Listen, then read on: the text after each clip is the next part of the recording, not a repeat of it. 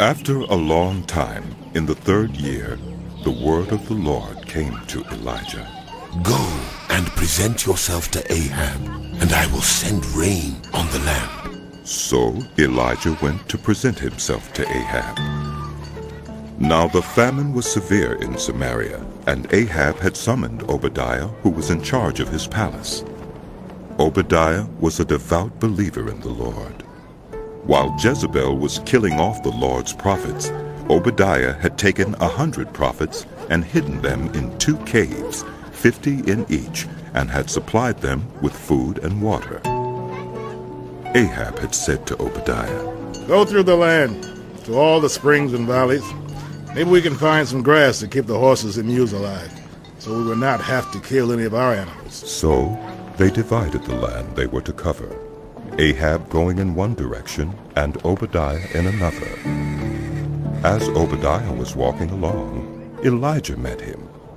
Obadiah recognized him, bowed down to the ground, and said, Oh, is it really you, my lord Elijah? Yes, he replied.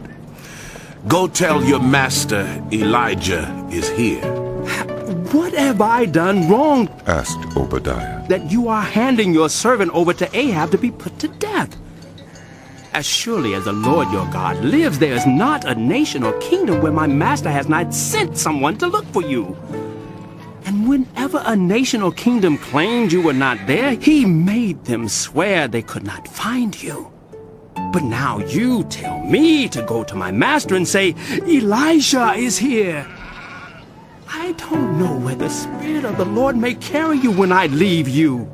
If I go and tell Ahab and he doesn't find you, he will kill me. Yet I, your servant, have worshipped the Lord since my youth. Haven't you heard, my Lord? What I did while Jezebel was killing the prophets of the Lord? I hid 100 of the Lord's prophets in 2 caves, 50 in each, and supplied them with food and water. And now you tell me to go to my master and say, Elijah is here? He will kill me.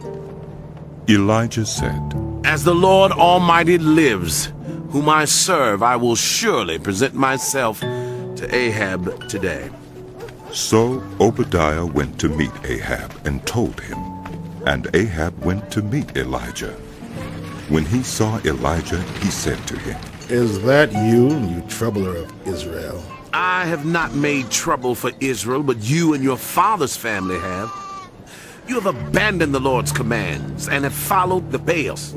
Now summon the people from all over Israel to meet me on Mount Carmel, and bring the 450 prophets of Baal and the 400 prophets of Asherah who eat at Jezebel's table. So Ahab sent word throughout all Israel and assembled the prophets on Mount Carmel. Elijah went before the people and said, How long will you waver between 2 opinions? If the Lord is God, follow him. But if Baal is God, follow him. But the people said nothing. Then Elijah said to them, I am the only one of the Lord's prophets left, but Baal has 450 prophets. Get 2 bulls for us. Let Baal's prophets choose one for themselves, and let them cut it into pieces and put it on the wood, but not set fire to it. I will prepare the other bull and put it on the wood, but not set fire to it. Then you call on the name of your God, and I will call on the name of the Lord. The God who answers by fire, he is God. Then all the people said, What you say is good. Elijah said to the prophets of Baal, Choose one of the bulls and prepare it first, since there are so many of you. Call on the name of your God, but do not light the fire. So they took the bull given them and prepared it. Then they called on the name of Baal from morning till noon. Baal, answer us! They shouted, but there was no response. No one answered, and they danced around the altar they had made. At noon, Elijah began to taunt them. Shout louder. He said, Surely he is a god. Perhaps he's deep in thought or busy or traveling. Maybe he's sleeping and must be awakened. So they shouted louder and slashed themselves with swords and spears, as was their custom, until their blood flowed. Midday passed, and they continued their frantic prophesying until the time for the evening sacrifice. But there was no response. No one answered. No one paid attention. Then Elijah said to all the people, Come here to me. They came to him, and he repaired the altar of the Lord which had been torn down.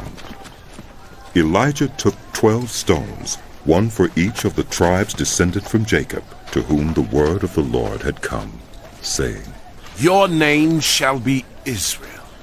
With the stones he built an altar in the name of the Lord, and he dug a trench around it large enough to hold 2 seahs of seed.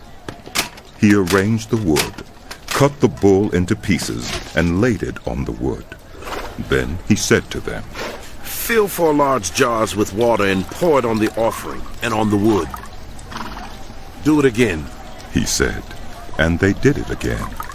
Do it a 3rd time. He ordered, and they did it the 3rd time. The water ran down around the altar and even filled the trench.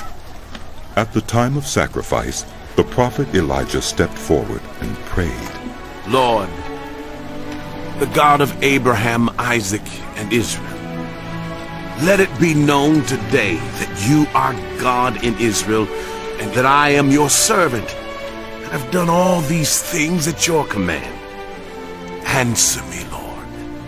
Answer me, so these people will know that you, Lord, are God, and that you are turning their hearts back again. Then the fire of the Lord fell and burned up the sacrifice, the wood, the stones, and the soil, and also licked up the water in the trench. When all the people saw this, they fell prostrate and cried, The Lord, He is God. The Lord, He is God. Then Elijah commanded them. Seize the prophets of Baal. Don't let anyone get away. They seized them, and Elijah had them brought down to the Kishon Valley and slaughtered there. And Elijah said to Ahab, Go, eat and drink, for there's the sound of a heavy rain. So Ahab went off to eat and drink. But Elijah climbed to the top of Carmel, bent down to the ground, and put his face between his knees. Go and look toward the sea. He told his servant, and he went up and looked. There is nothing there. He said. 7 times Elijah said. Go back. The 7th time the servant reported. A cloud as small as a man's hand is rising from the sea. So Elijah said, Go and tell Ahab, hitch up your chariot and go down before the rain stops you. Meanwhile, the sky grew black with clouds. The wind rose. A heavy rain came on, and Ahab rode off to Jezreel. The power of the Lord came on Elijah, and tucking his cloak into his belt, he ran ahead of Ahab all the way to Jezreel.